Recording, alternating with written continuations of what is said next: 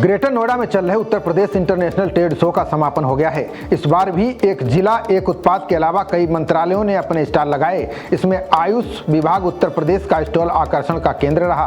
हमारे संवाददाता कैलाश चंद ने आयुष मंत्रालय के स्टॉल पर जाकर बातचीत की। इस दौरान जिला होम्योपैथिक चिकित्सा अधिकारी डॉक्टर प्रीति सिंघल और यूनानी आयुर्वेदिक चिकित्सा अधिकारी डॉक्टर रामनिवास सिंह से खास बातचीत हुई। आयुष विभाग उत्तर प्रदेश के स्टॉल पर मौजूद डॉक्टर प्रीति सिंघल ने बताया कि मंत्रालय का लक्ष्य देसी दवाओं और पद्धतियों का संरक्षण करना है। इन देसी दवाओं और पद्धतियों से ऐसी गंभीर बीमारियों का इलाज भी संभव है जिनका बिना ऑपरेशन के इलाज नहीं किया जा सकता है। ऐसे में ये देसी पद्धतियां बेहद कारगर मानी जा रही हैं।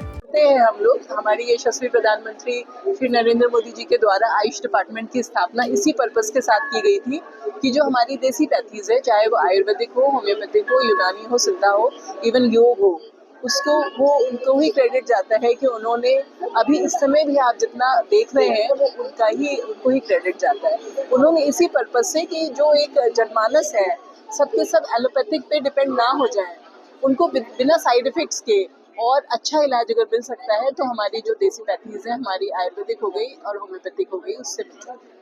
एक मेरा सवाल ये है आपसे कि मान के चलिए जिस तरह के एलोपैथी में विच्छेदन प्रक्रिया अपनाई जाती है किसी जटिल रोग को दूर करने के लिए, क्या इसमें भी कोई विच्छेदन प्रक्रिया हो सकती है क्या? जी देखिए, ऐसा है कि हमारे पास बहुत सारी तो सर्जिकल डिजीजेस का मेडिसिनल ट्रीटमेंट है।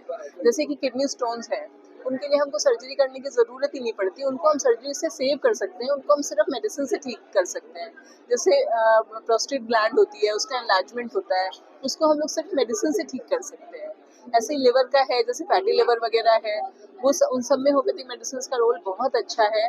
इवन गॉल ब्लैडर स्टोन में, हालांकि गॉल ब्लैडर स्टोन गलता तो नहीं है, लेकिन जब तक कि अगर आप होम्योपैथिक मेडिसिन लेते रहे तो उसके कॉम्प्लिकेशंस नहीं होने पाते हैं, वो एटलीस्ट उतने दिन पेशेंट को सेफ रखता है। और ऐसी बहुत सारी बीमारियां हैं जिनमें कि जैसे कैटरेक्ट हो गया आपका, उसके लिए हमारे पास ऐसी मेडिसिन है कि अगर वो लगातार पेशेंट यूज करता रहे तो उसे सर्जरी की जरूरत ही नहीं पड़ेगी।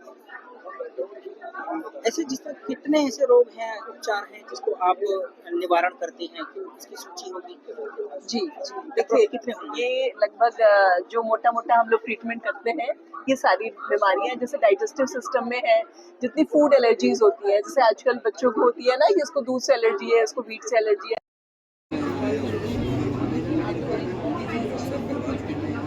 को डायरिया को, और आजकल जो सबसे ज्यादा है अल्सरेशन, एसिडिटी, उसके लिए हमारे पास बहुत ही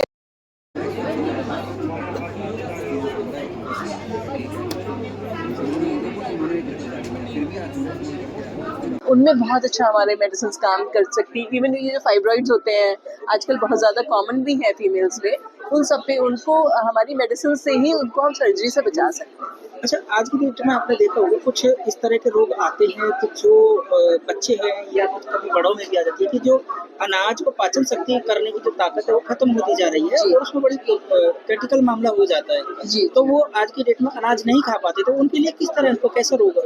हाँ, वही मैंने बताया ना, जो फूड एलर्जीज हैं, लैक्टोज इंटॉलरेंस है, यही उस श्रेणी में आता है। इनके लिए हम लोग मेडिसिन देते हैं जिससे कि बॉडी धीरे धीरे उनको एक्सेप्ट करना शुरू कर देती है। दूसरी ओर यूनानी आयुर्वेद चिकित्सा अधिकारी डॉक्टर रामनिवास सिंह ने बताया कि यूनानी आयुर्वेदिक चिकित्सा पद्धति बेहद कारगर है। इसमें बिना किसी साइड इफेक्ट के कई रोगों का इलाज संभव है। इसलिए सरकार का लक्ष्य है कि एलोपैथ के साथ होम्योपैथ और आयुर्वेद की चिकित्सा पद्धति को बढ़ावा दिया जाए। आम लोगों को इसकी जानकारी होनी चाहिए ताकि जनता योजनाओं का पूरा लाभ उठा सके। इसके अलावा आयुर्वेदिक चिकित्सा के बारे में डॉक्टर सुशांत गौर ने विस्तृत जानकारी दी है। आयुर्वेद में जो पंचकर्म प्रक्रिया है उसका क्या लाभ मिलता है और किस तरह उसको अपनाया जाता है और कैसे आप करते हैं उसको?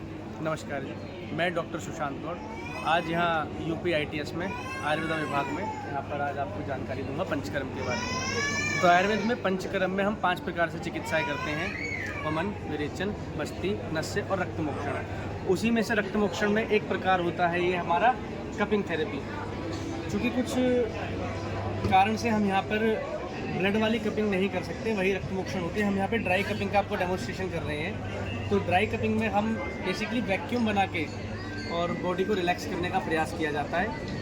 तो इसमें हम इस प्रकार से जैसे कप लेंगे, जहाँ पेशेंट बताएगा कि हमको दर्द है, तो वहाँ पर हम इस प्रकार से कप अप्लाई करते हैं। इसका जो एक एडवांस वर्जन होता है वो होता है इसमें वेट कपिंग। जिसमें हम पेशेंट्स को कट्स लगाकर उसमें से ब्लड निकालते हैं। और इसी में एक प्रकार इसका होता है फायर कटिंग, जिसमें हम फायर के थ्रू वैक्यूम बनाकर इसको करते हैं। खबरों का सिलसिला जारी रहेगा, देखते रहिए जनप्रवाद। नमस्कार।